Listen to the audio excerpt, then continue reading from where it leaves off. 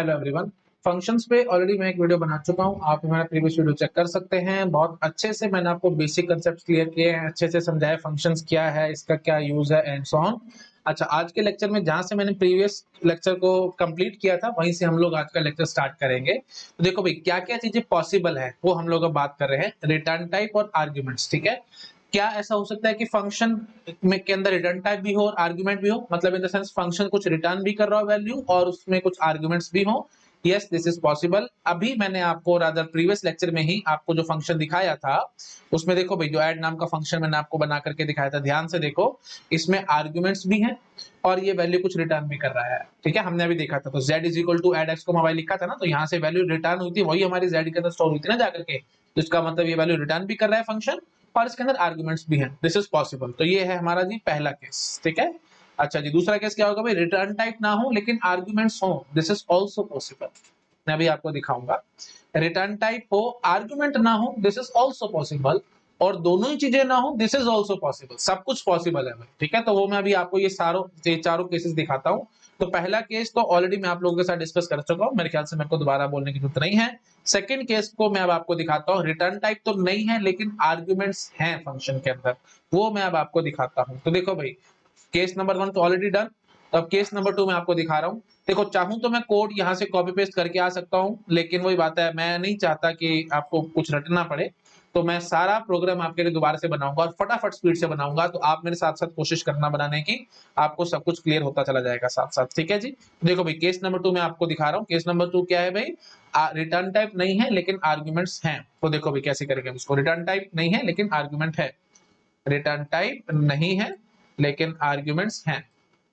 तो देखो भाई कैसे बनाएंगे, सीधा अपना स्टार्ट करते हैं। वॉइड मेन, रिटर्न टाइप नहीं है मतलब रिटर्न नहीं कर रहा फंक्शन, ऐसे नहीं होता, रिटर्न टाइप तो होनी होनी है फंक्शन की, मतलब रिटर्न नहीं कर रहा कुछ वैल्यू। ठीक है, function is not returning anything but still arguments are present in that function. तो वो मैं अब आपको दिखा रहा हूँ, वॉइड मेन।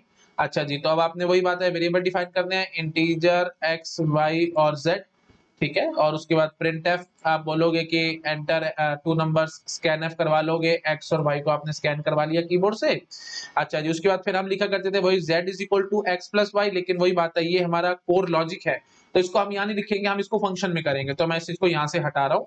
ठीक है, हमारे को यहाँ पे नहीं लिखना, और हम सिंपली यहाँ पे क्या लिखेंगे, अब एक बात ये समझो, फंक्शन ने कुछ रिटर्न नहीं करना लेकिन आर्गुमेंट्स हैं। ठीक है, प्लीज एक बात ये मैं क्लियर कर देता हूँ, कोई आपको कंफ्यूजन ना हो। रिटर्न टाइप तो देखो हर एक फंक्शन की होगी होगी। वॉइड लिखना, अगर कुछ फंक्शन रिटर्न नहीं कर रहा होता तो उसमें वॉइड आ जाती है, नहीं तो इंट, कैर, फ्लोट, जो आपका मन करे आप वो दे सकते हो depending upon function. Return type तो होती है रिटर्न नहीं कर रहा था फंक्शन कुछ वैल्यू, ऐसा हो सकता है। जब कोई फंक्शन रिटर्न नहीं कर रहा होता तो हम उसके लिए वॉइड लिखते हैं। तो यहाँ कंफ्यूजन ना आ जाए इसलिए मैं इस चीज को यहाँ से हटा देता हूँ। तो मैं सिंपली ऐसे बोलता हूँ, रिटर्न मतलब फंक्शन कुछ रिटर्न कर रहा है और उसके अंदर आर्ग्यूमेंट्स भी हैं, दिस इज पॉसिबल। फंक्शन कुछ रिटर्न नहीं कर रहा बट आर्ग्यूमेंट्स हैं, दिस इज आल्सो पॉसिबल। तो ये अब आपको अब चारों केसेस ढंग से समझ में आ रहे होंगे। रिटर्न कर रहा है या नहीं कर रहा, हम उस पे खेल रहे हैं। ठीक है, हम उस पे सब प्ले आउट कर रहे हैं, रिटर्न टाइप से प्ले नहीं कर रहे। रिटर्न टाइप तो होनी होनी हर एक फंक्शन, तो उसको हम चेंज नहीं कर सकते। आई थिंक समझ में आ गया होगा सबको। चलो भाई, आओ वापस अपनी बात पे। तो हमने यहाँ पे ये रिटर्न टाइप नहीं है, रिटर्न है, कंफ्यूज मत हो जाना, ये शायद किसी को कंफ्यूज ना कर दे, इसलिए मैंने ढंग से लिख दिया है।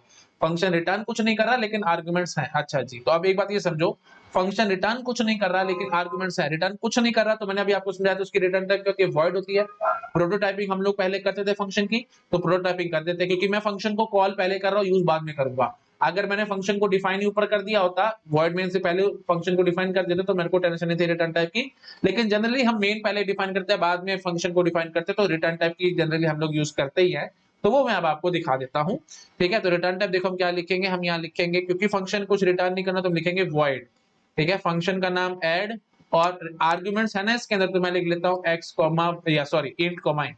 ठीक है, क्योंकि दो आर्गुमेंट्स होंगे इंटीजर टाइप के, तो इसलिए हम लोग लिख रहे हैं इंट कॉमा इंट, और ये फंक्शन कुछ रिटर्न नहीं कर रहा है इसलिए हम इसके लिए इसकी रिटर्न टाइप वॉइड लिख रहे हैं। ठीक है जी, तो ठीक है जी, हमने कीबोर्ड से वैल्यू इनपुट करवा लिए।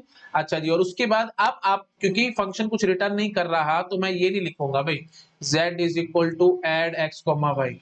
ये लिखने का मतलब क्या होता है, फंक्शन कुछ रिटर्न कर रहा है वैल्यू और वो z में जा रही है, ऐसा तो यहाँ पे कुछ है नहीं। तो इसका मतलब क्या होगा जी, इसका मतलब होगा ये सब यहाँ नहीं आएगा, तो डायरेक्टली मेरे को z वेरिएबल की जरूरत नहीं पड़ेगी। तो मैं यहाँ पे सिंपली ये कहना चाहता हूँ कि हम क्या कर रहे हैं, हम यहाँ पे क्या कर रहे हैं भाई, हम x और y दो ही वेरिएबल डिफाइन करेंगे। है ना, और इन्हीं दोनों को मैं आर्गुमेंट की तरह भेज दूंगा फंक्शन के अंदर। और फंक्शन की रिटर्न टाइप मैंने पहले लिख दी, क्योंकि मैं फंक्शन को यूज मतलब use in the sense call पहले कर रहा हूँ या इन्वोक पहले कर रहा हूँ, और यू कैन से डिफाइन बाद में करूंगा, इसलिए मैंने प्रोटोटाइपिंग कर दी। और प्रोटोटाइपिंग करते टाइम मैंने केस आपके साथ डिस्कस किया है कि इसको रिटर्न नहीं करवाना लेकिन आर्गुमेंट लेने हैं, तो रिटर्न नहीं करवाना तो इसलिए वॉइड लिख दिया, और आर्गुमेंट लेना तो इसलिए हमने दो आर्गुमेंट ले लिए, इंट कॉमा इंट, उनकी डेटा टाइप लिख ली मैंने, और ये हो गया एक्स और वाई। ये क्या हो गया भाई, फंक्शन कॉलिंग। रिवाइज कराओ मेरे को, एक्स और वाई क्या है, एक्चुअल आर्गुमेंट्स हैं, तो इनकी वैल्यू फॉर्मल आर्गुमेंट्स में कॉपी होगी, क्योंकि कॉल बाय वैल्यू चलती है बाय डिफॉल्ट सी लैंग्वेज में, तो एक्स और वाई खुद उठ के जाएंगे, इनकी वैल्यूज उठ के जाएगी। अच्छा, अब क्योंकि वैल्यू रिटर्न नहीं हो रही तो यहाँ पे मैं प्रिंटफ क्या करूंगा, मैं प्रिंटफ कुछ नहीं करवाने वाला। पहले तो z इज इक्वल टू लिखा करता था, तो इसलिए मैं प्रिंटफ z करवा लेता था मेन के अंदर, बट वो सब मेरे को अब क्यों करवाना है भाई, है ना, ये सब का अभी फिलहाल मेरे को कुछ है ही नहीं, क्योंकि फंक्शन कॉल हुआ बस वही बात खत्म हो जाएगी मेरी, है ना। तो हम फंक्शन के अंदर प्रिंट करवाएंगे वैल्यू को, समझ पा रहे हो, क्योंकि इसको कुछ रिटर्न नहीं करवाना ना, इसलिए कुछ रिटर्न नहीं करवा तो फिर वैल्यू किसी में डालूं, अगर किसी वेरिएबल में वैल्यू डालता तो मैं उसको प्रिंट कराता ना मेन के अंदर, तो अब वैल्यू तो मैं डाल दे रहा, तो यहाँ पे मैं प्रिंट नहीं करवाने वाला। ठीक है जी, अब आता हूँ अपने फंक्शन को डिफाइन करने के लिए। तो हम लोग देखो क्या लिखेंगे, हम लिखेंगे void, ठीक है जी, हम लिखेंगे void add integer a comma integer b। ठीक है जी, तो दो वेरिएबल हमने डिफाइन कर लिए, इंटीजर a और इंटीजर b। ओके, और इनका क्या काम होगा जी, ठीक है जी, हाँ, इनका क्या काम होगा, ये है फॉर्मल आर्गुमेंट्स। फॉर्मल आर्गुमेंट्स का मतलब x और y की वैल्यू उठ के इनमें आएगी। मैं अलग कलर से दिखा देता हूँ, x की वैल्यू a में कॉपी, y की वैल्यू b में कॉपी। अब आप क्या करोगे जी, अब आप डिफाइन करोगे एक वेरिएबल नया c, इंटीजर c, और c इज इक्वल टू क्या लिख दोगे, a प्लस b, जो आपका लॉजिक था वो यहाँ पे लिखा जा चुका है। अब क्योंकि वैल्यू रिटर्न नहीं हो रही है तो यहीं पे प्रिंट कराओ ना भाई, तो मैं यहीं पे प्रिंट कराऊंगा, और क्या लिखूंगा, printf परसेंटेज d कॉमा सी, बस दैट्स इट, तो प्रोग्राम हमारा बंद हो जाएगा। अब देखो यहाँ पे कुछ रिटर्न नहीं था ना, इसलिए मैंने यहाँ पे रिटर्न स्टेटमेंट वगैरह कुछ नहीं लिखी है। हाँ, आप चाहो तो वही बात है, आप फिर कोई थोड़ा थोड़ा आपको कंफ्यूजन पैदा हो जाए, हो सकता है ऐसा कि वॉइड हो, मतलब फंक्शन कुछ रिटर्न ना कर रहा हो, बट स्टिल आपने रिटर्न लिखा हुआ हो यहाँ पे, ऐसे कुछ हो सकता है रिटर्न लिखा हुआ हो, तो वो अलग अलग फंक्शंस की अलग अलग कहानी है। जैसे जैसे आगे आगे सी लैंग्वेज में हम घुसेंगे, डीप डाइव इन डीप करेंगे, वहां मैं आपको दिखाता रहूंगा। ऐसा हो सकता है कि हम लोग यहाँ पे कुछ भी फंक्शन कुछ रिटर्न ना करवा रहा हो, बट हमने खाली रिटर्न लिखा हुआ हो, है ना। तो ये रिटर्न लिखने का मतलब क्या है कि कंट्रोल हम ऊपर ट्रांसफर करना चाहते हैं जहाँ पे फंक्शन को कॉल किया गया था, मतलब नीचे वाली स्टेटमेंट्स को मैं चलाना नहीं चाहता। ठीक, अगर समझ में आया तो अच्छी बात है, नहीं समझ आया तो मारो गोली, मैं आपको कंफ्यूज नहीं करना चाहता, जब जब टॉपिक में आएगा, जब कहीं यूज होगा तो मैं आपको वहां दिखा दूंगा। ठीक है, तो अभी रफली बस इतना समझ लो, वायर्ड था, कुछ रिटर्न नहीं करता, तो इसलिए मैंने यहाँ पे रिटर्न वगैरह कुछ नहीं लिखा। ठीक है, आई थिंक समझ में आ गया सबको, यहीं पे हमने प्रिंट करा दिया। अब देखो थोड़ा सा मैं आपको चला करके दिखाता हूँ तो आपको क्लियर हो जाएगा। देखो एक्जैक्टली यहाँ पे क्या हुआ, वॉइड मेन प्रोग्राम हमारा स्टार्ट हुआ, दो वेरिएबल डिफाइन हुआ है, वॉइड ऐड हमने यहाँ पे प्रोटोटाइपिंग कर दी, तो कंपाइलर को पता लग गया ऐड नाम का फंक्शन है जो कि कुछ रिटर्न नहीं कर रहा, उसके अंदर दो आर्गुमेंट्स होंगे इंट कॉमा इंट, मतलब दो आर्गुमेंट्स होंगे जिनकी डेटा टाइप होगी इंट और इंट। ठीक है जी, फिर प्रिंटफ हमने मैसेज दे दिया कि एंटर टू नंबर, स्कैन करवा लिए, दो नंबर हमने एक्स और वाई डाल लिए, ऐड एक्स कॉमा वाई, जैसे ही आपने फंक्शन को कॉल किया, ये क्या हुआ जी, फंक्शन कॉलिंग। मैं अलग पेन से लिखता हूँ, यहाँ पे ये क्या हुआ जी, फंक्शन कॉलिंग। जैसे ही फंक्शन कॉल हुआ तो नेक्स्ट लाइन का एड्रेस हमारा स्टैक के अंदर जाता था, नेक्स्ट लाइन यहाँ पे तो कुछ है नहीं, तो आप समझ लो भाई, मतलब यू कैन से ऐसे समझ लो कि ये रफली आप समझ लो, ये ब्रैकेट जिस लाइन पे है वहां पे हमारा यू कैन से जो भी लाइन का एड्रेस, ये जो क्लोजिंग ब्रैकेट है, सपोज कर लो मैं लाइन नंबर लिख देता हूँ 1 2 3, रफली समझा रहा हूँ मैं आपको, 5 6, तो ये 6th लाइन है, तो 6th लाइन का 6 हमारे पास टैग के अंदर पुश हो जाएगा, क्योंकि ये एड्रेस है जी इस लाइन का, मतलब वही बात है, नेक्स्ट लाइन का एड्रेस टैग में पुश होता है ना, तो हमने लिख दिया। ठीक है जी, तो जैसे हमारा हमारा फंक्शन कॉल हुआ तो कंट्रोल ट्रांसफर होगा ऐड नाम के फंक्शन पे, मतलब उसकी डेफिनेशन पे कंट्रोल आएगा, और डेफिनेशन पे आने से पहले एक्स और वाई जो एक्चुअल आर्गुमेंट्स थे, ये एक्चुअल आर्गुमेंट्स थे, ये फॉर्मल आर्गुमेंट पे से याद आ रहा है, नहीं याद है तो मेरा प्रीवियस लेक्चर देखो। ठीक है जी, तो एक्चुअल आर्गुमेंट्स की वैल्यू फॉर्मल आर्गुमेंट में कॉपी हो जाएगी, कॉपी होने के बाद हम एक सी वेरिएबल डिफाइन करेंगे, दोनों वेरिएबल्स को ऐड करेंगे और बी की वैल्यू ऐड हो जाएगी, और यहीं पे हम प्रिंट करा देंगे। प्रिंट कराने के बाद देखो क्लोजिंग ब्रैकेट दिखाई दी, क्लोजिंग ब्रैकेट देखते ही हमारा कंट्रोल ऊपर चला जाएगा, है ना, मतलब यू कैन से फंक्शन डेफिनेशन कंप्लीट हो चुकी है। वो रियल लाइफ एग्जांपल याद करो, डोरबेल बजी थी, जो आप नीचे जाते थे, आदमी को आपने अटेंड करा, वो आदमी अब चला ही गया, खुद ही चला गया, मतलब आपने उसको टाटा बाय बाय नहीं करी, मतलब रिटर्न नहीं हुआ, वो खुद ही चला गया, तो ठीक है जी, मतलब यू कैन से कंप्लीट हो गया हमारा फंक्शन। फंक्शन कंप्लीट होगा तो ऑब्वियस सी बात है, जहां कॉल हुआ था वहां पे कंट्रोल तो वापस जाएगा, तो वहां पे हमारे पास वापस हमारा कंट्रोल आ गया। 6th लाइन जो भी थी क्लोजिंग ब्रैकेट थी, तो यहाँ पे हमारा मेन भी खत्म हो जाएगा और हमारा प्रोग्राम एग्जीक्यूशन कंप्लीट हो जाएगा, क्योंकि हमारा मेन भी कंप्लीटेड है। आई थिंक समझ में आ गया होगा सबको मैं क्या कहने की कोशिश कर रहा हूँ। ठीक है जी, तो एक्स की वैल्यू ए में गई, वाई की वैल्यू बी में, सारा कुछ हमारा काम हो गया, वैल्यू प्रिंट हो चुकी है। तो हमने वही बात है, एडिशन ऑफ टू नंबर का ही प्रोग्राम बना करके दिखा दिया है, same to same program, addition of two number, but करा क्या मैंने, रिटर्न टाइप नहीं रखी लेकिन आर्गुमेंट्स रखे, सॉरी रिटर्न नहीं करवा रहा फंक्शन, बट आर्गुमेंट।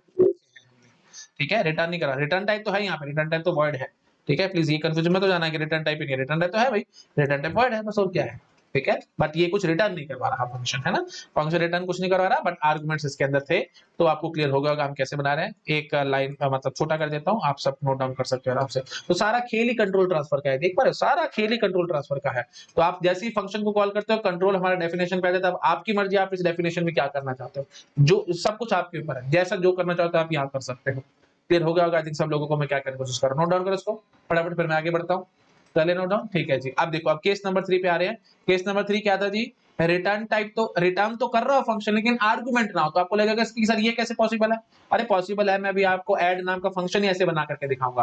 तो अब मेरे को क्या दिखाना है, रिटर्न करवा रहा है लेकिन आर्गुमेंट ना हो। केस नंबर 3 क्या है जी, रिटर्न तो करवा रहा है लेकिन आर्गुमेंट्स नहीं होने चाहिए, तो कैसे बनाएंगे, अब देखो मैं आपको समझाता हूँ। वॉइड मेन, ठीक है जी, वॉइड मेन हमने अपना प्रोग्राम स्टार्ट किया, और बार बार समझा रहा हूँ, प्लीज ये बात ध्यान रखना भाई, अगर आपने ये पूरा का पूरा फंक्शन डेफिनेशन उठा करके मेन से ऊपर बना दी तो हमारी टेंशन खत्म है, हमारे को प्रोटोटाइपिंग वगैरह कुछ भी नहीं करना पड़ेगा।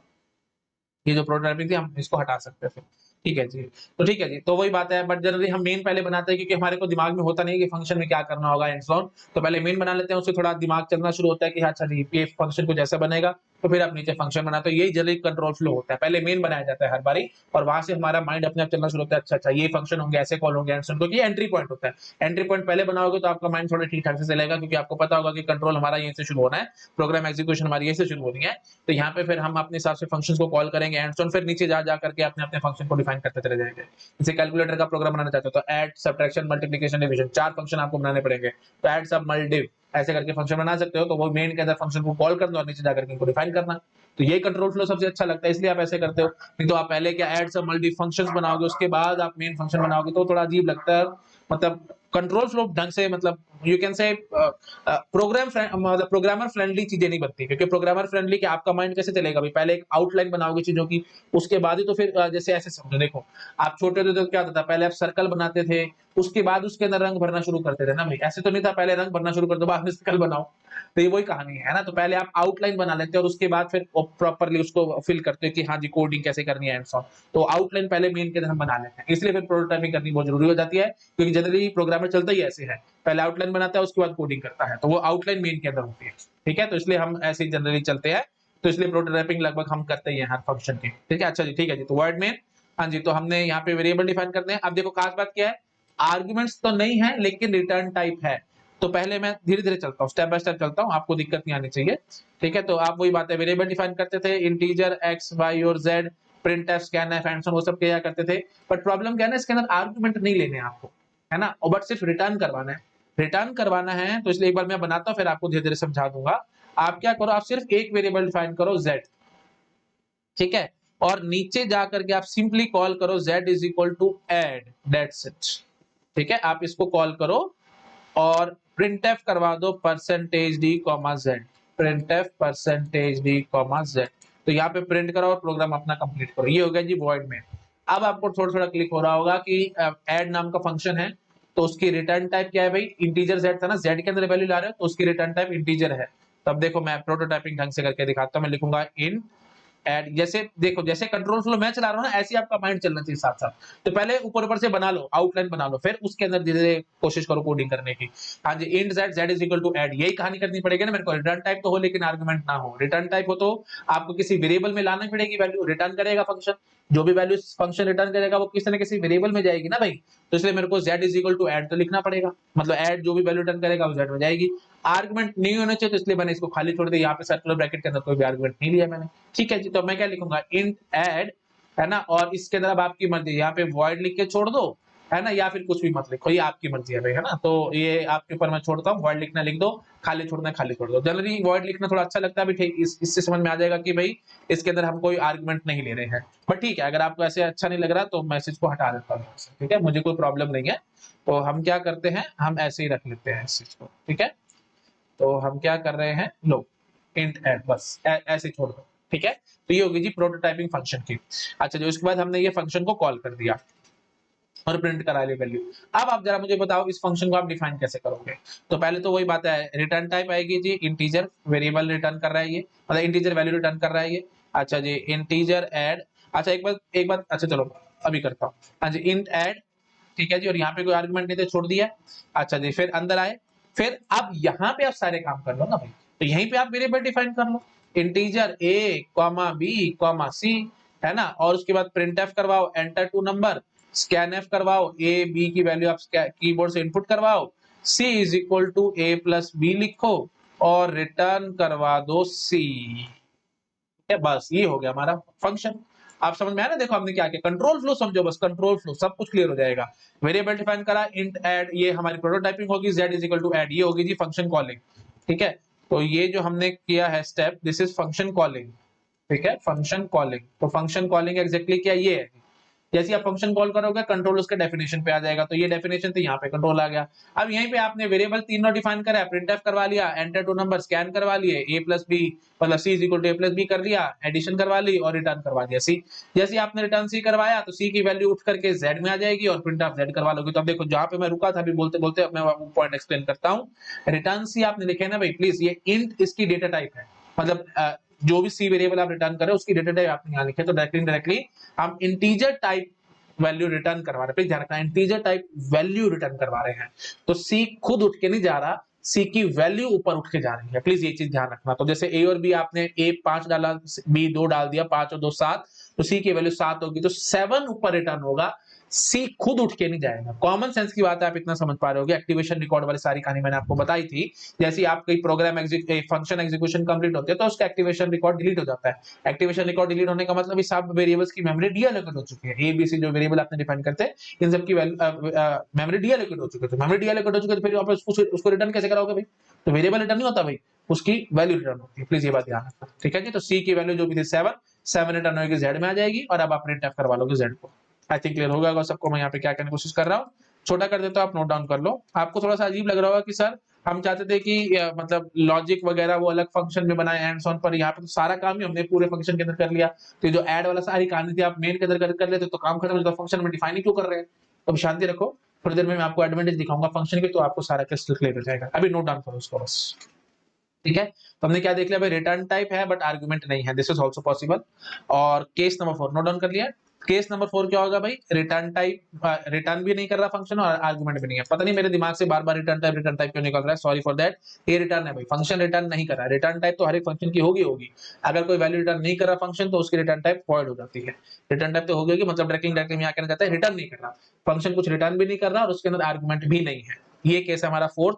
अब इसको मैं आपको बना करके दिखाता हूं with the help of function. ये बना लिया तो समझ लेना आपके कंसेप्ट एकदम क्रिस्टल क्लियर है। अब देखो मैं आपको बना करके दिखाता हूं, ठीक है जी। तो मैं क्या बोलूंगा, वही अपना वर्ड में शुरू करूंगा, ठीक है जी।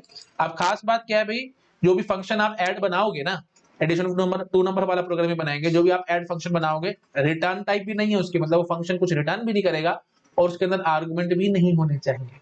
ठीक है जी। तो अब देखो मैं क्या लिखूंगा, मैं सिंपली देखो यहाँ पे लिखूंगा void add, क्योंकि उसको रिटर्न उसने रिटर्न कुछ नहीं करवाना, इसलिए हमने void लिखा ऐड, और उसके अंदर आर्गुमेंट भी कुछ नहीं होने चाहिए, तो बस मैं ऐसे करके छोड़ दूंगा। तो ये होगी जी return type, sorry you can say prototyping of add function. Prototyping हमारी कंप्लीटेड है। अब हम फंक्शन को बस सीधा सीधा मेन के अंदर कॉल कर लेंगे और कुछ नहीं करना। ऐड, लो जी, ऐड फंक्शन आपने कॉल किया, ऐड कॉल करते ही अपना मेन बंद कर दो। अब जैसे ही आपने ऐड फंक्शन को कॉल किया, कंट्रोल ट्रांसफर होगा उसकी डेफिनेशन पे, आ जाते हैं, इसको डिफाइन करते हैं void add। ठीक है जी, void add। अच्छा जी, अब आर्गुमेंट इसके अंदर नहीं थे तो ऐसे खाली छोड़ो। ठीक है जी, अब शुरू हो जाओ। इसके अंदर क्या क्या काम करना है वो अब आपकी, अब देखो, अब सारा कुछ ही आपको ऐड के अंदर करना पड़ेगा, सारा कुछ ही, वेरिएबल डिफाइन, प्रिंट, वही सब कुछ वही करना पड़ेगा। तो मेन कहानी क्या है ना भाई, ऐड नाम का जो फंक्शन आप बना रहे हो ना, तो उसने कुछ रिटर्न करना है, ना ही उसके अंदर कोई आर्गुमेंट है, रिटर्न भी नहीं करना, आर्गुमेंट भी नहीं है। तो वही बात है भाई, प्रोटोटाइपिंग आई थिंक आप समझ पा रहे हो किसी तरीके से होगी। और जब इसने कुछ करना ही नहीं है तो खाली ऐड फंक्शन सीधा ऐसे कॉल करो, काम खत्म करो। प्लीज ये बात ध्यान रखना भाई, अगर आपने कुछ ऐसे लिखा हुआ है z is equal to and on, तो भैया इसको फंक्शन को कुछ ना कुछ रिटर्न करवाना पड़ेगा जो z के अंदर जाएगा। आप जब इसको कुछ रिटर्न ही नहीं करवाना तो फिर मैं वेरिएबल ये सब कुछ नहीं लिखूंगा। तो ये डायरेक्टली इनडायरेक्टली आपके लिए निशानी है भाई, जब भी फंक्शन खाली ऐसे लिखा हुआ है, कुछ वेरिएबल आगे नहीं लिखा हुआ, तो इसका मतलब वो फंक्शन कुछ रिटर्न नहीं करवा रहा, उसकी रिटर्न टाइप वॉइड है। बात समझ में आ गई? नहीं तो आपको कुछ ना कुछ वेरिएबल लिखना पड़ेगा इस तरफ, अगर ये कुछ रिटर्न करवा रहा है तो कुछ ना कुछ वेरिएबल लिखना पड़ेगा जिसके अंदर वैल्यू आएगी। And saw on. I think आप समझ पा रहे हो मैं क्या करने की कोशिश कर रहा हूँ। चलो ठीक है जी, आओ अब इधर void add, अब यहीं पे ही आप सारा कुछ करोगे, ठीक है जी। यहाँ आप डिफाइन करोगे। अब प्लीज ये मेरी राइटिंग थोड़ी गंदी है, 3 नहीं है, नहीं इसको 3 मत समझ लेना, ये करली ब्रैकेट क्लोज हुई थी, ठीक है, ये क्लोजिंग ब्रैकेट थी, ये void main की, ठीक है। हाँ जी, चलो इधर आओ। हाँ जी, तो void add, ठीक है, छोटा सा जोक था और कुछ नहीं। हाँ जी, void add, तो इंट यहाँ पे हम अपने वेरिएबल डिफाइन करेंगे a, b और c। printf enter two number, scanf a और b की वैल्यू आप इनपुट करवा लोगे, c is equal to a plus b कर लोगे और यहीं पे ही आप प्रिंट करवा दोगे printf percentage d comma c, that's it, ठीक है जी। printf percentage d comma c, लो जी, ठीक है जी। तो ये सारा का सारा काम मैंने ऐड नाम के फंक्शन में ही कर दिया। तो अब देखो बस सारा खेल तो कंट्रोल फ्लो का था और कुछ भी नहीं था, समझ पा रहे हो। अब देखो पिछले पिछले और इसमें क्या डिफरेंस है, सिर्फ ये डिफरेंस है, z is equal to add लिखा था क्योंकि उसको कुछ ना कुछ रिटर्न करवाना था। तो जब फंक्शन से रिटर्न करा करते थे हम यहाँ पे प्रिंट करा लिया करते थे। अब यहाँ पे क्या हुआ है, यहाँ पे देखो मैं छोटा करके आपको दिखाता हूँ। यहाँ पे क्या हुआ है भाई, कुछ भी इसने रिटर्न नहीं करवाना, रिटर्न नहीं करवाना तो आपको वही फंक्शन जहां पे आपने डिफाइन करा वहीं पे प्रिंट करवाना पड़ेगा, बस और कुछ नहीं। समझ पा रहे हो। ये पिछला केस और ये केस एकदम सेम टू सेम है, सिर्फ और सिर्फ फर्क यहाँ पे था कि पिछले केस में हमें रिटर्न करवाना था, इस केस में रिटर्न नहीं करवाना। एक सिंपल बात याद रख लेना, जब भी फंक्शन रिटर्न नहीं करवा रहा तो प्रिंटफ आप फंक्शन डेफिनेशन के अंदर ही लिख दोगे, ये वाला प्रिंटफ जो वैल्यू आपको आउटपुट चाहिए होती है ना, वो फंक्शन डेफिनेशन में ही लिख दोगे, ठीक है। आई थिंक क्लियर हो रहा होगा सबको मैं क्या कहने की कोशिश कर रहा हूँ, ठीक है जी। तो बस, तो फाइनली अब आपको समझ में आ रहा होगा कंट्रोल फ्लो का ही सारा खेल है। ऐड जैसी कॉल किया, कंट्रोल यहाँ आ गया, ऐड नाम का ये ऐड की डेफिनेशन पे ये फंक्शन कॉलिंग थी, जैसे फंक्शन कॉल किया तो फंक्शन डेफिनेशन पे कंट्रोल आएगा। ऐड नाम के फंक्शन में हमने सारा काम करके दिखा दिया, एबीसी वेरिएबल डिफाइन करे, प्रिंटफ करवा लिया, स्कैनफ करवा लिया, C is equal to a plus b, printf percentage d comma c and so. I think समझ में आ गया होगा सबको मैं क्या करने की कोशिश कर रहा हूँ, ठीक है जी। अब प्लीज मैं थोड़ी सी लिंकिंग कर देता हूँ ताकि माइंड में आपके चीजें फिट हो जाए। केस 1 और केस 2 में पता है क्या डिफरेंस है, देखो भाई केस 1 ध्यान से देखो, जो मैंने आपको पहले ही बना करके दिखाया था, है ना, ये देखो आराम से मैं छोटा करके आपको दिखाता हूँ।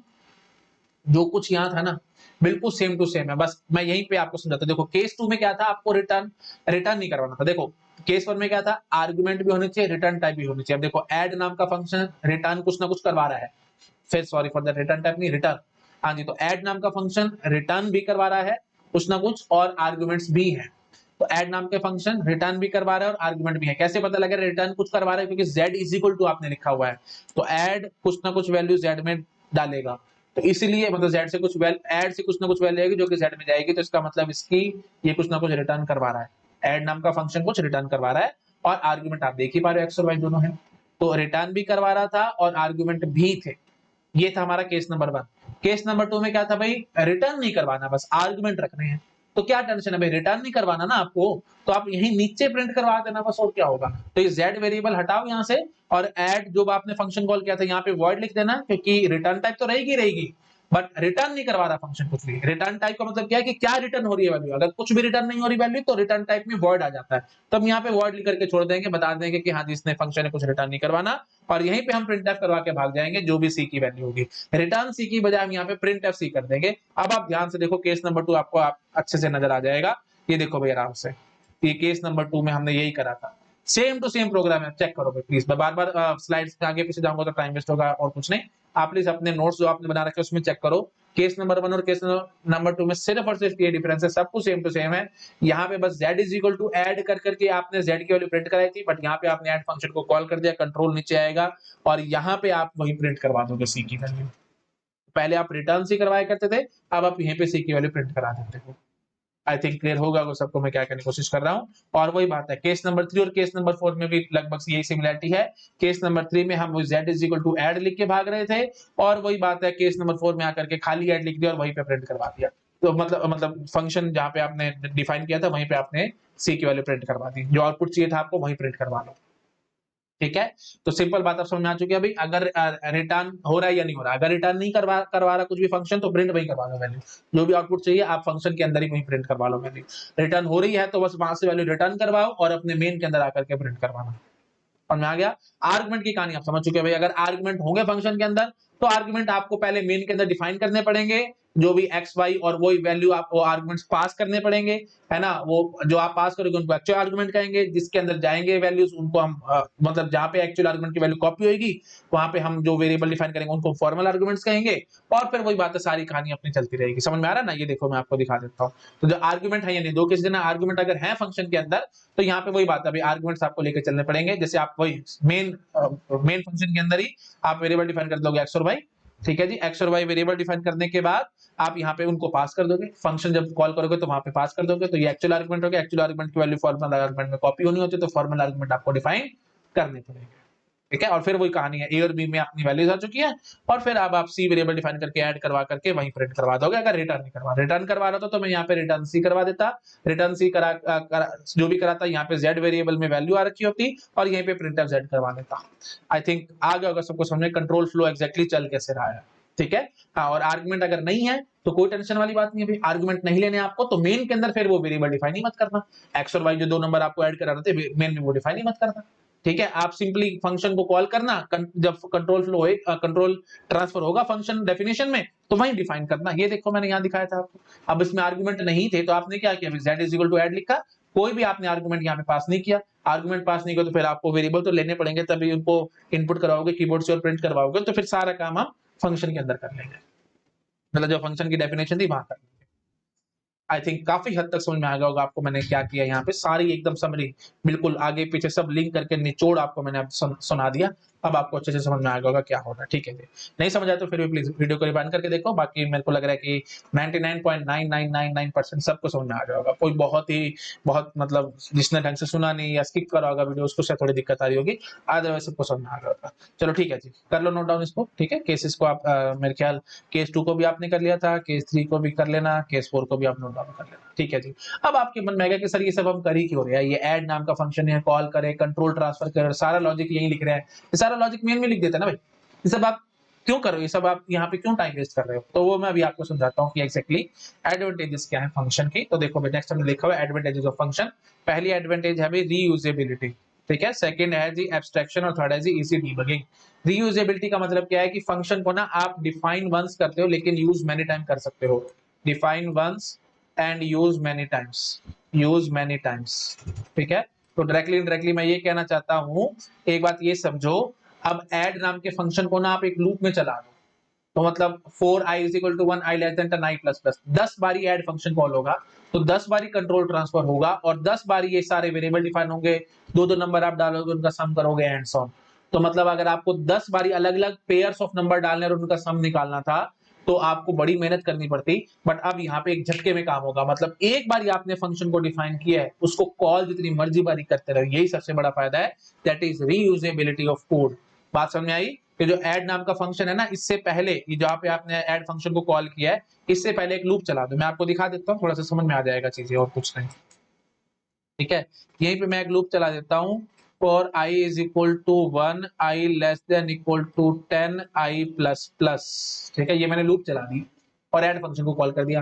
तो i इज इक्वल टू 1 होगा, वही बात है, इंटीजर i ये सब डिफाइन अपने आप कर लेना, मैं इतना बेसिक नहीं कर रहा हूँ, ठीक है जी। i इज इक्वल टू 1 होगा, ऐड फंक्शन कॉल होगा, कंट्रोल यहाँ ट्रांसफर होगा, ये दो नंबर आपकी मैसेज आएगा, इनपुट करवाओगे दो नंबर और प्रिंट करवाओगे, फिर कंट्रोल वापस ट्रांसफर होगा, फिर i इज इक्वल टू 2 होगा एंड सो ऑन, ही चलता रहेगा। 10 बार तो 10 बार ही आप यू कैन से 10 बार इस फंक्शन को कॉल करते हो डायरेक्टली इनडायरेक्टली, 10 बारी स्क्रीन पे मैसेज आएगा print f enter two number, फिर आप दो नंबर इनपुट करवाओगे, फिर ऐड करवाओगे एंड सो ऑन। तो इतना बड़ा लॉजिक लिखना पड़ता, उसके बजाय एक झटके में काम हो गया। तो ये चीज मैं यहाँ पे कहना चाह रहा हूँ, रीयूजेबिलिटी मतलब define once and use many time. Clear हो गया होगा एकदम। ये सबसे बड़ी एडवांटेज है फंक्शन की, रीयूजेबिलिटी ऑफ कोड। बार बार आप उसको कॉल कर सकते हो, एक बार डिफाइन करो, जितनी बार चाहते हो उतनी बार यूज करो, कोई मना नहीं है इस बात में, ठीक है जी। कोई मना नहीं कर रहा, जितनी बार चाहो उतनी बार करो, ठीक है जी। उसको आता जी एब्स्ट्रैक्शन। एब्स्ट्रैक्शन का मतलब क्या होता है, देखो दो दो चीजें होती हैं वैसे, सी प्लस प्लस में ऑब्जेक्ट ओरिएंटेड प्रोग्रामिंग में हम यूज करते हैं, बट मैं आपको फिर भी समझा देता हूँ। दो कंसेप्ट होते हैं, एक होता है जी एब्स्ट्रैक्शन और दूसरा होता है जी डेटा हाइडिंग, ठीक है जी। एब्स्ट्रैक्शन, डेटा हाइडिंग, ये बहुत सारी मतलब मिसकंसेप्शन रहती है इन टर्म्स को लेकर के, मैं आपको समझा देता हूँ अच्छे से। एब्स्ट्रैक्शन का मतलब क्या होता है, hiding irrelevant details from user, hiding irrelevant details, रफली में लिख रहा हूं इररेलेवेंट डिटेल्स, जो भी डिटेल्स इररेलेवेंट है ना उनको आप हाइड कर दो, that is known as abstraction. और डेटा हाइडिंग क्या होता है? हाइडिंग रेलिवेंट डिटेल्स, मतलब hiding the data, that is you can say hiding data, और you can say relevant details. जो डिटेल्स रेलिवेंट है ना, आप उनको भी छुपा रहे हो। रफली मैं समझा रहा हूं, अभी क्लियर करता हूं इसका मतलब क्या है। रियल लाइफ एग्जांपल लूंगा, उससे आपको एक झटके में क्लियर हो जाएगा। मैंने बहुत गंदा गंदा लिखा है, प्लीज आप अपने आप लिख लेना, मैंने बोल दिया सारा कुछ। एब्स्ट्रैक्शन का मतलब क्या होता है, रफली मैंने समझा दिया, हाइडिंग इररेलेवेंट डिटेल्स। एब्स्ट्रैक्शन मतलब hiding irrelevant details. Data hiding का मतलब hiding the data, hiding data, और you can say hiding relevant details. Relevant details को भी आप हाइड कर रहे हो। डेटा हाइड, देखो रियल लाइफ एग्जांपल से समझाता हूं। सपोज कर लो आप ना कोई स्कूटर परचेज करना चाहते हो, ठीक है? तो आप होंडा के शोरूम पे गए, एक्टिवा परचेज करना चाह रहे थे, तो आप गए शोरूम पे, तो सेल्समैन आपको समझाएगा कि हाँ जी देखो जी, ये हमारी एक्टिवा है, ये इतनी एवरेज देती है, इतनी स्पीड तक इसको चलाना है, पहली एवरेज से पहले, मतलब पहली जो भी सर्विस से पहले 40 तक चलाना है, इससे ऊपर मत चलाना, इंजन पे जोर आएगा, एंड सब कुछ कुछ बातें आपको समझा देगा। हाँ, लेकिन अगर वो आपको ये समझाना शुरू कर दे कि इसमें 4 स्ट्रोक इंजन होता है, स्पार्क जनरेट होती है, फिर पिस्टन अप डाउन मूव करता है, एंड सो ऑन, पूरी डिटेल में घुस जाए, तो आपको समझ में आएगा, कहेगा बकवास है सब, क्या करना है मेरे को इन सब चीजों से। आप छोड़ोगे, अगर सेल्समैन ही बकवास है, उसको कुछ समझ ही नहीं है, उसको पता ही नहीं है क्या बोलना है क्या नहीं बोलना, आप वो शोरूम छोड़ के भागोगे। नो डाउट वो सारा कुछ एक्टिवा में है, स्पार्क प्लग है, स्पार्क जनरेट होती है, पिस्टन अप डाउन मूव करता है, जिससे इंजन मतलब आगे गाड़ी बढ़ाता है, एंड सो ऑन, सब कुछ है उसके अंदर, बट उससे आपका कोई मतलब नहीं है। तो वो सारी डिटेल्स सेल्समैन आपसे हाइड करके रखता है, that is known as abstraction, मतलब hiding irrelevant details from user. जो भी डिटेल्स इररेलेवेंट है आप उनको हाइड कर दो यूजर से, इसको हम क्या कहते हैं? एब्स्ट्रैक्शन कहते हैं। अब इसका रियल लाइफ एग्जांपल, फंक्शंस बहुत अच्छे एग्जांपल्स हैं। क्यों? क्योंकि आपको पता है, मैं आप यूज करते जा रहे हो, प्रिंट एफ फंक्शन आप यूज कर रहे हो, स्कैन एफ फंक्शन आप यूज कर रहे हो, आपको पता है ये कैसे बने हैं। अगर मैं आपको बताना शुरू कर दूंगा ना, प्रिंटर कैसे बना, स्कैनर कैसे बना, आप अभी वीडियो छोड़ के भाग जाओगे, बहुत डिटेल है इन सब चीजों की, ठीक है? ये तो सारी यू कैन से ऑपरेटिंग सिस्टम का यहाँ पे सारा यूज आएगा, सिस्टम कॉल का बहुत यूज आएगा, तो वो सब चीजें हैं, तो बहुत डीप में है। तो जो भी बच्चा फर्स्ट टाइम सी पढ़ रहा है, अगर उसको प्रिंट स्कैनर की डेफिनेशन समझाने लग जाए कि कैसे बने हुए हैंड्स ऑन, तो छोड़ देगा, सीखेगा बहुत बकवास है, बहुत डीप है, मेरे को समझ ही नहीं आ रहा। ठीक है, तो यही बेसिक मीनिंग है एब्स्ट्रैक्शन का। तो फंक्शन की हेल्प से हम एब्स्ट्रैक्शन को इंप्लीमेंट कर सकते हैं। तो डायरेक्टली इनडायरेक्टली हम ये कहना चाहते हैं, टू यूज अ फंक्शन और to call a function, to use और call function, we do not need to know its definition. हमारे को उसकी डेफिनेशन जानने की जरूरत नहीं, आप बस उसको कॉल करते हो, आपका काम होता जाएगा। टू यूज और call function, we do not need to know its definition. ठीक है, इसकी डेफिनेशन हमारे को जानने की जरूरत नहीं है, कैसे डिफाइन हुआ, क्या है क्या नहीं है, मारो गोली, आप उसको यूज करते रहो, बस यही बेसिक मीनिंग है एब्स्ट्रैक्शन का। ठीक है जी, तो यही बात हुआ, hiding irrelevant details from user. ठीक है, तो प्रिंटफ स्कैनफ आप कॉल करते जा रहे हो, आपको मतलब ही नहीं है कैसे बना, और जानने की भी जरूरत नहीं है, छोड़ो उसको क्या करना है क्या नहीं करना, हम तो यूज करते जाएंगे बस। प्रिंटफ से हम अपना स्क्रीन पे प्रिंट कराते जाएंगे वैल्यूज, स्कैनर से कीवर्ड से वैल्यू डालते रहेंगे, क्या हो रहा है क्या नहीं हो रहा है उसको मारो गोली अंदर, तो डेफिनेशन जानने की जरूरत नहीं है। तो ये बेसिक मीनिंग हुआ एब्स्ट्रैक्शन का। तो हाइडिंग इररेलेवेंट डिटेल्स, बात समझ आई? इररेलेवेंट डिटेल्स मतलब जो भी रेलेवेंट डिटेल्स नहीं है उनको आप हाइड करो, छोड़ो, एक्स्ट्रा बातें उनको छोड़ दो। तो ये एब्स्ट्रैक्शन है, ये बहुत बड़ा फायदा है फंक्शन का। तो आप बस फंक्शन बना करके छोड़ दो। अगर आप मतलब आप बहुत अच्छे कोडर हो, आप बहुत अच्छी कोडिंग करना जानते हो, तो कोई दूसरा मतलब किसी और को आपको कुछ काम देना है, तो आप फंक्शन बना के छोड़ दोगे, कह दोगे हाँ भाई ये फंक्शन कॉल कर दे, आपका काम हो जाएगा, बस खत्म। समझ पा रहे हो? तो ये बहुत ज्यादा यूज होता है, ये बहुत अच्छा यूज है फंक्शंस का। तो आपने कैसे फंक्शन बनाया, उस दूसरे बंदे को जानने की जरूरत नहीं है, आपने क्या किया था कैसे बनाया था, उसको कोई जरूरत नहीं है, कॉल करेगा उसका काम हो जाएगा, खत्म कहानी बस। ठीक है, तो ये सबसे बड़ी बात है एब्स्ट्रैक्शन की। अच्छा, डेटा हाइडिंग का मतलब होता है हाइडिंग डेटा और relevant details from the user. आप सपोज करो, फॉर एग्जांपल मैं आपको रियल लाइफ एग्जांपल से समझाता हूं डेटा हाइडिंग। जैसे सपोज कर लो एक होंडा के शोरूम का सेल्स पर्सन है, और एक सपोज कर लो टीवीएस का शोरूम का सेल्स पर्सन है। टीवीएस की आई थिंक वीगो आती है ना, वीगो जुपिटर ये सब आती है, और होंडा की एक्टिवा आती है। तो एक्टिवा वाला अगर सेल्समैन जुपिटर वाले शोरूम पे जाएगा, है ना, तो वो सेल्समैन उससे सब कुछ छुपा देगा, मैं इसको कुछ नहीं बताता, तो मेरा कॉम्पिटिटर है, कैसे स्पार्क है, इसमें क्या इंजन है, क्या नहीं है, वो सब उनका ट्रेडमार्क चीजें हैं, तो वो एक दूसरे से सब कुछ हाइड करेंगे, दैट इज डेटा हाइडिंग। तो वो रेलिवेंट डिटेल्स को भी हाइड करके चल रहे हैं, दैट इज डेटा हाइडिंग। अब इसका रियल लाइफ एग्जांपल आप मतलब जो कोडिंग में आप यूज करते हो, that is local variable. Local variable क्या होते हैं भाई, जो प्रोग्राम के अंदर मतलब जो भी फंक्शन के अंदर है वो बाहर नहीं जाते उससे, तो that is data hiding concept. ठीक है, तो जैसे वॉइड मेन, जैसे आप लिखते हो ना भाई, ये देखो जैसे आपने लिखा वॉइड मेन, ठीक है, यहाँ पे आपने वेरिएबल डिफाइन करा इंटीजर x कॉमा वाई। ठीक है, अब ये इनका स्कोप यहीं तक है भाई, इनका दायरा मेन तक ही है। ठीक है, मेन के बाहर ये बिल्कुल नहीं जाएंगे। ठीक है, तो ये एक किस्म से हाइड हो गए ना, ये डेटा है जो कि आपने हाइड कर दिया। क्लियर हुआ एकदम? डेटा हाइडिंग क्या है और एब्स्ट्रैक्शन क्या है? तो data hiding is hiding the data, that means relevant details आप हाइड कर रहे हो, रफली मैंने ऐसे समझा दिया। और एब्स्ट्रैक्शन का मतलब hiding irrelevant details from the users, जो भी इररेलेवेंट डिटेल्स है आप उनको हाइड करके चलो। ठीक है, क्लियर हो गया? तो सारा कुछ है नो डाउट सी लैंग्वेज के अंदर, प्रिंटफ स्कैनफ कैसे वर्क करता है, सब कुछ है, लेकिन वो सब कोई बताएगा नहीं। क्यों क्यों दिमाग खराब करना है आपको अपना, है ना? तो अभी बेसिक बेसिक चीजें पढ़ रहे हो तो बेसिक बेसिक चीजें पढ़ो, जब पूरे डिटेल में जाओगे तो उसमें फिर समझा दिया जाएगा आपको ऑपरेटिंग सिस्टम के अंदर एंड सो ऑन। ठीक है, तो ये बेसिक मीनिंग है एब्स्ट्रैक्शन का। तो मतलब मेन बात ये है कि आप इन फंक्शन को यूज करते जा रहे हो, लेकिन ये एक्चुअली डिफाइन कैसे है वो आपको जानने की जरूरत नहीं है। क्लियर हुआ? ठीक है जी, this is all about abstraction. अच्छा जी, लास्ट है जी इजी डिबगिंग। इजी डिबगिंग का मतलब क्या है? देखो फायदा क्या होगा, जैसे सपोज करो आप कैलकुलेटर का प्रोग्राम बनाना चाहते हो जिसमें ऐड सब मल्टीप ये 4 फंक्शन बनाने हैं आपको, मतलब ऑपरेशन करवाने हैं वॉइड में। ठीक है, तो अब यहाँ पे ना आप सिंपली क्या करो, ऐड फंक्शन को कॉल करो, सब को कॉल करो, मल फंक्शन को कॉल करो और डी फंक्शन को कॉल करो, बस यही करना आप और कुछ मत करना। अब इनकी डेफिनेशन जैसे मैंने अभी आपको ऐड फंक्शन बना करके दिखाया था, देख रहे हो कितना ब्यूटीफुल फायदा हुआ यहाँ पे। आपको लग रहा होगा कि जो जो चौथा केस दिखाया था ये महा बकवास केस है ना तो रिटर्न हो रहा है ना ही आर्गुमेंट है, तो आपने फंक्शन डिफाइन ही क्यों किया है? तो इसका देखो कितना अच्छा यूज आ रहा है, ये आपने सिर्फ खाली ऐड लिख के छोड़ा था, देखा था ना सारा कुछ किया था। तो यहाँ पे देखो वही सब हम करेंगे, ऐड सब मल डिव, ऐड की अपनी डेफिनेशन, सब की मल की डिव की सबकी अपनी अपनी डेफिनेशन, सबके अपने अपने वेरिएबल। तो अगर आपने नंबर्स इनपुट करे कहीं कोई एरर आ रहा है, जैसे डिवीजन में कोई एरर आ रहा है, तो आप समझ जाओगे ठीक है जी, डिवीजन वाले फंक्शन के अंदर जाऊंगा मैं और वहां पे जाकर के देखूंगा कि क्या गड़बड़ है क्या गड़बड़ नहीं है। तो मतलब इन द सेंस डीबगिंग बहुत ज्यादा आसान हो जाएगी। डीबगिंग मतलब removing error from the program. Program के अंदर अब देखो टेस्टिंग हम क्या करते थे, अलग अलग इनपुट्स डालना। डीबगिंग क्या होता था, एक बार पता लग गया कि प्रोग्राम के अंदर एरर है तो फिर आप कोड के अंदर घुसोगे, you will dive deep into the code और उस कोड को ठीक करने की कोशिश करोगे। तब कोड को ठीक करना कितना आसान हो जाएगा, सारा काम तो अच्छे से आपका हुआ पड़ा होगा। समझ पा रहे हो कि नहीं? ऐड, ये देखो मैं अब आपको दिखा देता हूं, ऐड नाम का फंक्शन आप डिफाइन करोगे अपने हिसाब से कर लेना कुछ कुछ, है ना? ऐसे ही मल डिव एंड सो ऑन जो भी फंक्शंस होंगे ये सब आप अपने हिसाब से बनाते रहोगे, मैं टाइम पास नहीं कर रहा हूँ। ठीक है, तो आप जैसे सपोज कर लो ऐड नाम के फंक्शन में प्रॉब्लम थी, तो आप यहाँ पे ऐड वाले कोड में आकर यही ठीक करोगे ना, बाकी सब कोड से आपको कोई मतलब ही नहीं होगा। सबका कोड अपना अलग लिखा हुआ होगा, है ना? मल का कोड अपना अलग लिखा हुआ होगा। ठीक है जी, वही बात है, मैं जल्दबाजी कर रहा हूँ बट बहुत ज्यादा गंदा होता जा रहा है, बट कोई बात नहीं। ठीक है जी, क्योंकि कंसेप्ट मैं आपको बता चुका हूँ बस, है ना? डिव का कोड अपना अलग होगा एंड सो ऑन। तो ठीक है जी, जिस भी कोड में दिक्कत होगी आप देख रहे हो ना कितना बाइफरकेट होगा, मतलब आपका फोकस एक जगह पे रहेगा। अब आपको लग रहा है कि डिव में डिवीजन में प्रॉब्लम है, तो डिवीजन के कोड पे आओगे, इसको करोगे बड़ा और यहाँ ढूंढना शुरू करोगे कि हाँ भाई कहाँ रह रहा है। फिर यहाँ पे आपको सिरदर्दी करने की जरूरत नहीं है कि मल में क्या हो रहा था क्या नहीं होता, इसको कोई मतलब नहीं। आप डिवीजन में सारा काम अपना ठीक ढंग से कर लोगे। ऑन द कॉन्ट्रेरी अगर आपने सारा कुछ मेन के अंदर ही सब कुछ लिखा हुआ होता, है ना, तो फिर आपको कोड देखने में बड़ी परेशानी होती कि कहाँ पे डिवीजन का कोड था, कहाँ पे क्या करना है, एंड सो वो दिक्कत आती है। फीलिंग आ रही होगी आई थिंक मैं क्या कहने की कोशिश कर रहा हूँ आप लोगों को। ठीक है जी, तो यही फायदा है जी इजी डिबगिंग का, है ना? कोड सारा अलग अलग हो जाएगा, तो जिस कोड में दिक्कत है वहीं जाओ वहीं जाके उसको ठीक करो।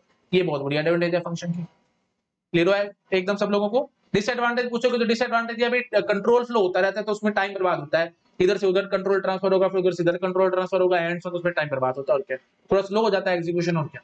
जैसे आपने फंक्शन कॉल किया तो कंट्रोल ट्रांसफर होगा ना भाई, फॉर्मल एक्चुअल आर्गुमेंट्स की वैल्यू फॉर्मल आर्गुमेंट में कॉपी होगी, नेक्स्ट लाइन का एड्रेस टैग में पुश होगा, एंड सो ऑन, टाइम की बर्बादी होगी बस, और कुछ नहीं।